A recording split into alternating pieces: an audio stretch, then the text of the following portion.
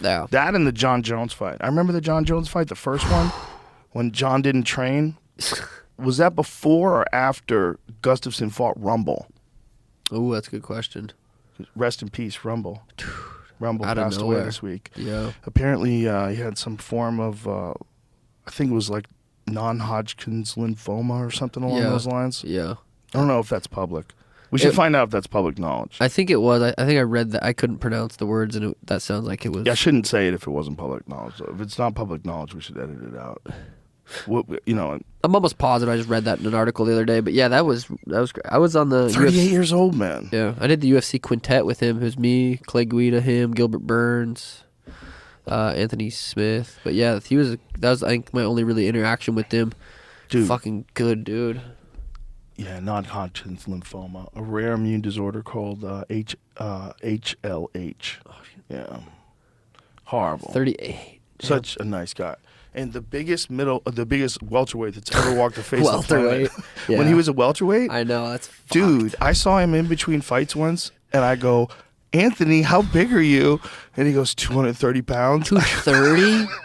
What the fuck? He walked in looking like a Greek god. He was so gigantic. just ripped? I'm like, he wasn't fat at all. Oh, yeah. I'm like, how do you get that little? How do you make 170? He was gigantic. He always had issues making 170 though, right? Oh, yeah. Well, he missed it a bunch of times, and then he fought Vitor at 85. And Rumble was like this guy that you never knew what you were going to get.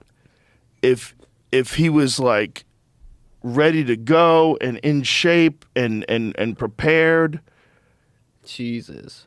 he could be one of the most dangerous guys of all time. Yeah. But he was kind of, at least early on in his career, inconsistent until he moved up in weight. Yeah. Then when he moved up in weight, look what he did in the light heavyweight division. And I maintain that most of what was holding him back was just the dread of making that weight.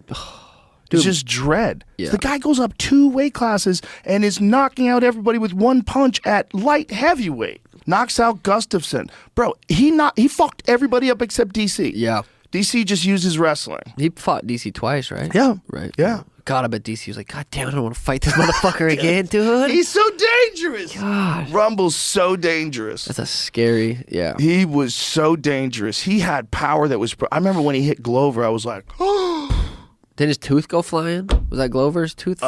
he made somebody's tooth go flying. Yeah. I don't know if it was Glover's. It was that uppercut. God damn, he was a powerhouse. Yeah, possessing that fucking power in his hands. Because he doesn't need to be like... Oh, it is Glover's tooth. Yeah.